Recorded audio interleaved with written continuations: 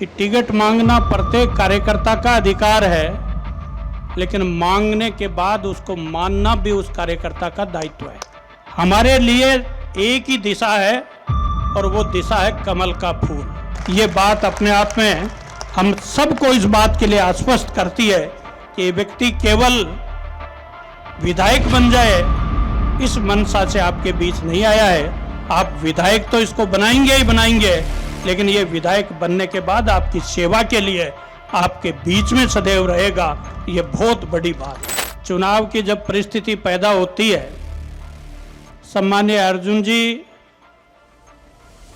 राजस्थान का प्रतिनिधित्व केंद्र सरकार में करते हैं, और जब चुनाव का निर्णय होता है तो प्रत्याशियों के निर्णय में भी आपकी बहुत महती भूमिका रहती है।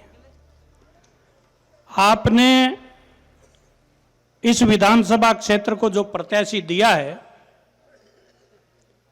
राजनीति में कहते हैं कि टिकट मांगना प्रत्येक कार्यकर्ता का अधिकार है, लेकिन मांगने के बाद उसको मानना भी उस कार्यकर्ता का दायित्व है। मुझे लगता है कुछ लोग जाति के नाम से भ्रमित करने का प्रयास कर सकते हैं, कुछ लोग संगठन के नाम से भ्रमित करने का प्रयास कर सकते हैं।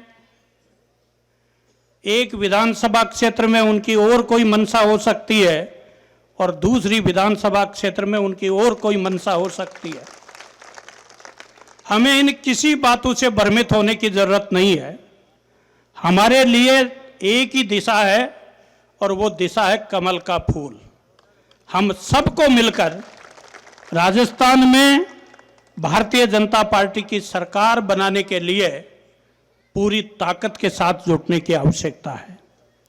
मुझे सम्मानीय अर्जुन जी और प्रदेश की टीम ने प्रदेश भर में होने वाली राष्ट्रीय अध्यक्ष जी, गृह मंत्री जी और प्रधानमंत्री जी की सभाओं की जिम्मेदारी के नाते प्रदेश कार्यालय में पार्टी ने जिम्मेदारी दे रखी है। भाई श्रवण जी ने मुझे 2-3 बार कहा मुझे आपके बीच आना है। मेरा भी बहुत मन करता था कि जहां अव्यवस्थाएं शुरू में खड़ी होती वो बाद में जाते धीरे धीरे वो समाहित होते हुए एक सही दिशा ले लेती हैं, लेकिन वो सही दिशा लेने में यदि मेरी भी कहीं भागीदारी हो सके तो मैं अपने आप को सौभाग्यशाली मानता हूं। मैं ऐसा भरोसा करता हूं कि आने वाले 2-3 दिन में आपको फतेहपुर की तस्वीर आज जहां खड़ी दिखाई दे रही है उसे बहुत श्रेष्ठ दिशा में खड़ी दिखाई देगी। पार्टी के लोग एक मन होकर, एकजुट होकर ये सीट भारतीय जनता पार्टी की झोली में डालने के लिए पूरा प्रयास करेंगे, ऐसा मुझे पूर्ण भरोसा लगता है।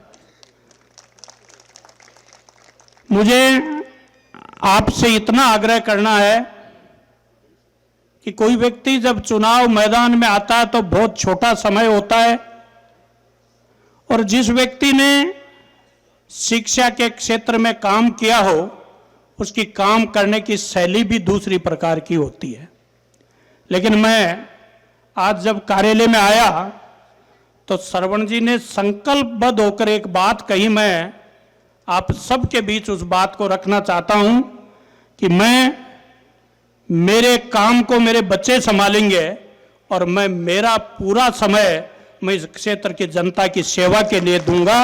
ये बात अपने आप में हम सबको इस बात के लिए आश्वस्त करती है कि ये व्यक्ति केवल विधायक बन जाए इस मंशा से आपके बीच नहीं आया है। आप विधायक तो इसको बनाएंगे ही बनाएंगे, लेकिन ये विधायक बनने के बाद आपकी सेवा के लिए आपके बीच में सदैव रहेगा। ये बहुत बड़ी बात है। सम्मानीय अर्जुन जी और सम्मानीय स्वामी जी को सारी बातें आपके बीच करनी है। मैं तो इतना आग्रह अंत में करूंगा कि आप सब अपने आप को श्रवण चौधरी मानते हुए, अपने आप को भारतीय जनता पार्टी का कार्यकर्ता मानते हुए इस संकल्प को पूरा करने के लिए 25 तारीख को शाम मतदान के अंतिम समय तक अपना पूरा समय इस काम के लिए देंगे।